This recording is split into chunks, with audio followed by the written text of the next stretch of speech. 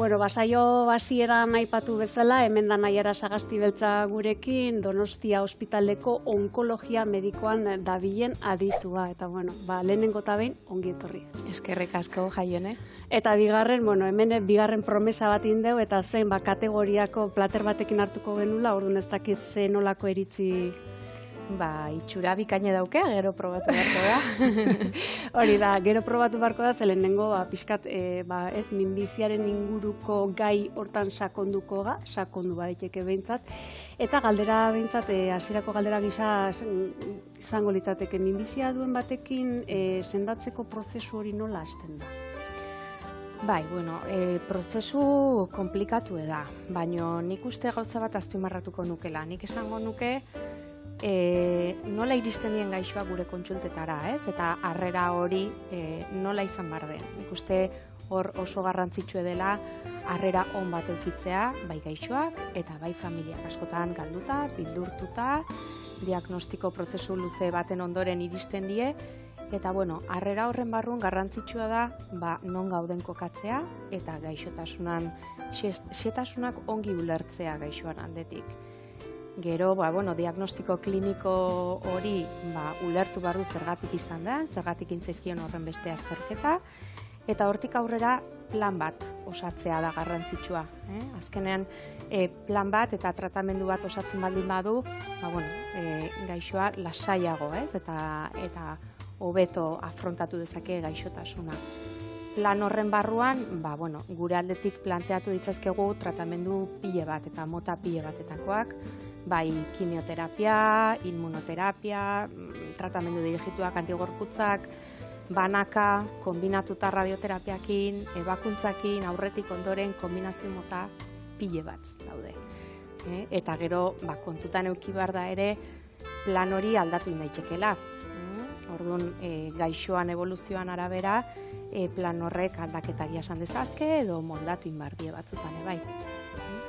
Eta ibilbide hortan, ez zuen arteko harremana, mediku eta pazienten arteko harremana nolakoa izaten da?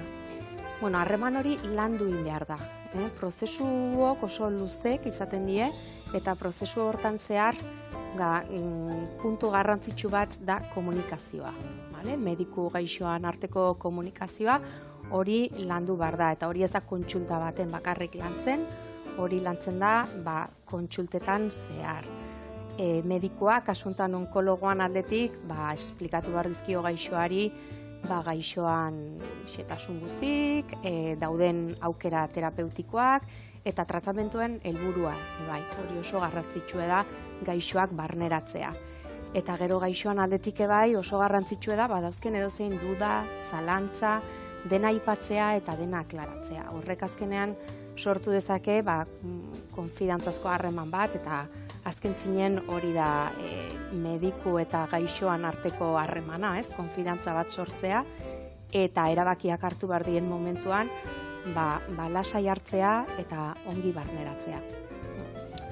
Eta olako tratamendu luze dienen, olako ibilbide luze bat denen, ze garrantzi du kasu honetan buruk, lan psikologikoak? Lan psikologikoa oso importantea da. Azkenean, minbizia bezalako diagnostiko bat erronka handi bat da, gaixo batentzat, bai gaixoantzat eta baita familiantzate bai. Askotan ahaztu zaigu, baina familiak ere hor daude, familia barruan egunerokotasun hori aldatu egiten da. Eta, askotan gaixoak, arreta psikologikoko, arreta espezializatua behar izaten duen. Orduan, arreta honek laguntzen die tristura hobetzen, antsietatea hobetzen, gaixotasunan ezaugarriak hobeto barneratzen, komunikazioa hobetzen da, familia artean bai, ekipo medikoekin bai komunikazioa hobetzen da, eta azken finean horre guztik laguntzen dure bai. Eta beharrezko ez. Eta elikaduran ingurun izaten da kezkarik, edo biderik edo badauke hor? Bai, kezka asko. Igual hasierako kontsultatan ateratzen ez den gai bat izan daiteke, baina gero aurrerago ateratzen die. Azkenean denak dakigu dieta eta tratamentua oso elkar lotuta daudela. tratamenduan zehar dieta on bat iten baldin badu gaixoak, gero gaixotasuna askoz hobeto indartsuago eraman dezake, eta hori oso garrantzitsua da, bai. Hori kasu hontan tratamentu fase guztietan berdin izaten da edo badaude?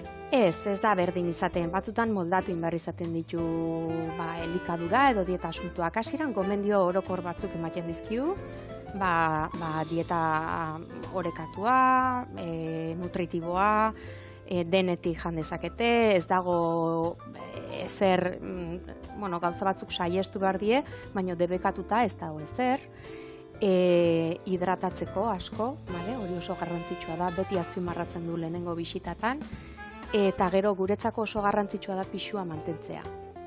Azkenan tratamenduan zehar dauden gaixoak joera asko daukia pisua galtzeko, eta orduan beti gomendatzen diegu proteina askoko dieta bat jarraitzea, hori oso garrantzitsua da.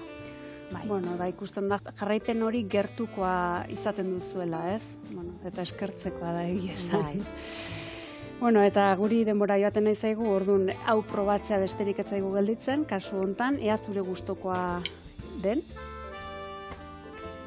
Arraiek azpin edo barrun ikusiko duzun bezala, da makina da pesto saltsa bat. Zagit, noiz bati probatu duzun nolako, Bai. Eta bestea barrun krema da. Kombinatuta? Bikaina. Berezi ez da? Hemen zu gaur izatea izan den bezalako berezi da gaur prestatutako hau. Eta zuei bihar arte esatea besterik ez zaigu gelditzen, badakizu bihar hemen txorin izango dela, eta bien bitarten, pozibitzik musu bat, nahiara, hurrengo baten berriz, ez? Horriko za, nahi zuenen.